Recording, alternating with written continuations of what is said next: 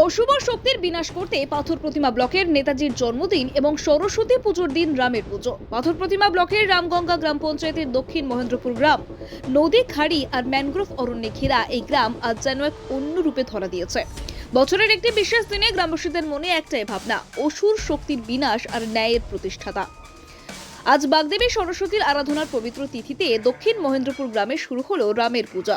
লোকাচার আর বিশ্বাসের মেলবন্ধনে গড়ে ওঠা এই পুজো শুধু ধর্মীয় আচারে সীমাবদ্ধ নয়, এর সঙ্গে জড়িয়ে রয়েছে গ্রামের দীর্ঘদিনের সংস্কৃতি, ঐতিহ্য আর সমবেত চেতনা।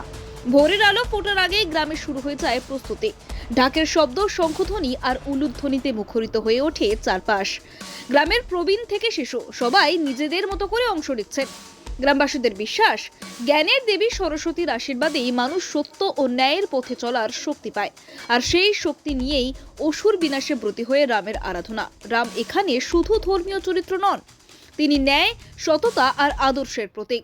মণ্ডপে দেখা যায় রামের বিগ্রহে হাতে ধনুক, চোখে দৃঢ়তা আর মুখে শান্তভাব, পাশে লক্ষ্মণ, সীতা আর হনুমানের উপস্থিতি। পুজোর সঙ্গে সঙ্গে চলে বিশেষ যজ্ঞ ও হোম। পুরোহিতদের মন্ত্রোচ্চারণে চারপাশ যেন এক পবিত্র যজ্ঞের আগুনে দগ্ধ হয়ে যায় অশুভ শক্তি, দূর হয় বিপদ, রোগ, ব্যাধি আর অশান্তি। পুজোর পাশাপাশি রয়েছে সাংস্কৃতিক অনুষ্ঠান, স্থানীয় শিল্পীদের পরিবেশনায় রামায়ণ পাঠ, কীর্তন ও লোকসঙ্গীত। সব মিলিয়ে সুন্দরবনের পাথর প্রতিমার দক্ষিণ মহেন্দ্রপুর গ্রামে রামের পুজো এক অনন্য উদাহরণ, যেখানে ধর্ম, সংস্কৃতি আর সামাজিক ঐক্য এক সূত্রে বাঁধা। অসুর বিনাশের প্রতীকী এই আরাধনা আজও মানুষের মনে জাগিয়ে তোলে ন্যায়ের পথে চলার অঙ্গীকার। পুজো উদ্যোক্তাদের বক্তব্যে উঠে আসে বর্তমানে অশুভ চুক্তির আগমন ঘটেছে, তার বিনাশ প্রয়োজন। তবে বিশিষ্ট সমাজসেবী, সক্রিয় শাসক দলের নেতৃত্ব বিকাশ নায়ক বলেন, পুজোর মধ্যেই রাজনৈতিক গন্ধ থাকা উচিত নয়। দক্ষিণ 24 পরগনা থেকে গোপাল সিলের রিপোর্ট, ডিএন নিউজ বাংলা। এর বিষয়ে আমার কিছু বলার নেই। আজকের সরস্বতী এবং নেতাজি সম্পর্কে যদি কিছু হয়ে থাকে সেটাকে আমি মূল্যায়ন দেবো। রাম সবসময়ের জন্য আছে এবং থাকবে, সে আমাদের 2000 বছর আগে থেকেই রাম আছে। পূজার উদ্দেশ্যে যদি তার পিছনে কোনো রাজনৈতিক মতাবেক থাকে সেটাকে আমরা ঠিক ভালো দৃষ্টিতে দেখি। আজকের সরস্বতী এবং নেতাজি এই নিয়ে সমস্ত ছেলেমেয়েরা মেতে থাকুক এবং ভালো থাকুক। সঙ্গে নেতাজি সুভাষচন্দ্র বসুর জন্মদিন আমরা পালন করেছি এবং ভগবান শ্রী রামচন্দ্রের ধ্বজ উত্তোলনের মধ্য দিয়ে আমরা হিন্দু সমাজকে জাগরিত করার লক্ষ্যে আমরা এই প্রস্তুতি নিয়ে আমরা ভগবান রামচন্দ্রের পুজো করছি। এর মধ্যে কি বার্তা দেবেন এলাকার মানুষ?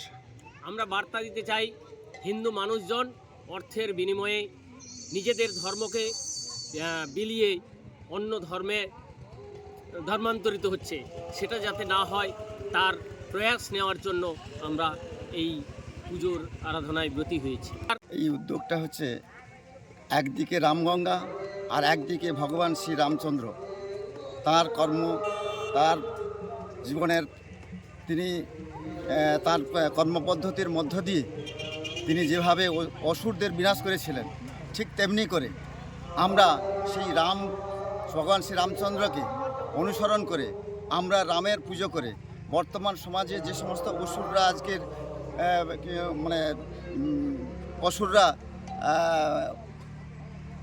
জাতপাত ভেবে আজকের দমন করার চেষ্টা করছে আমাদের হিন্দু সমাজকে, সনাতনী হিন্দু সমাজকে, সেই কারণে আমরা রামের বলতে আমাদের যে 2024-এ রামলালা প্রাণ প্রতিষ্ঠা হয়েছিলেন অযোধ্যায়, সেই দিনটাই আমরা স্মরণ করে 2026-এ 22শে জানুয়ারি আমাদের অলরেডি পরিক্রমা শুরু হয়ে গেছে, গতকাল রাত থেকে।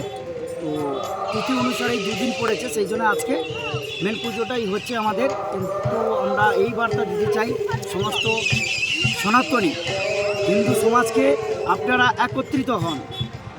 বর্তমান এক সম্প্রদায় যেভাবে গ্রাস করে চলছে, সেটা থেকে আমরা আজ বর্তমান আমরা যে ইয়াং জেনারেশন না যদি একত্রিত হতে পারি, পরবর্তী যে আমাদের ছেলেপুলে তখন যেই আমাদের কোশ্চেন যদি করে যে এক সম্প্রদায় এমন পরিমাণ করে চলেছে, আমরা দেখেছি বর্তমান বাংলাদেশে চলছে, সেই হাত থেকে আমরা এই বার্তা দিতে চাই পুরো ভারতবর্ষ, পুরো ওয়ার্ল্ড, যত সনাতনী মানুষ, ধর্মাবলম্বী মানুষ আছে, সবাই একত্রিত হন।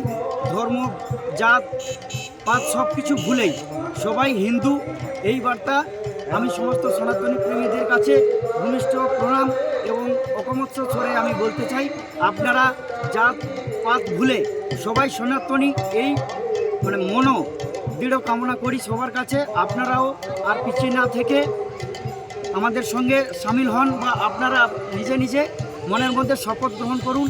23শে জানুয়ারি শ্রীরামচন্দ্রের পুজো করছি। এই পুজোর প্রসাদ হিসাবে আমরা লাড্ডুকে রেখেছি। এই লাড্ডুকে আমরা ভগবান শ্রী রামচন্দ্রের পদাচরণে দিয়ে এই লাড্ডু আমরা যত দর্শনার্থী আসবে তাদেরকে মিষ্টি মুখ দিয়ে শুভানুধ্যান করতে চাইছি আমরা। আর কি বার্তা দেবেন মানুষকে? মানুষকে বার্তা দেবো এই পুজোর মাধ্যম দিয়ে যে সমস্ত সনাতন হিন্দু ধর্মকে বা অন্যান্য ধর্মদেরও যদি বলি, আপনারা রাগ হিংসা জাতিভেদ মতাধর্ম বাদ দিয়ে আসুন, আমরা শ্রী রামচন্দ্রের মতো চিন্তাভাবনা, রামচন্দ্রের মতো কাজকর্ম মনোভাবাপন্ন করি।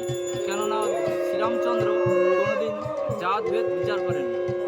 শ্রীরামচন্দ্র সবাইকে নিয়ে চলেছিলেন, কিন্তু আমরা এখন এসে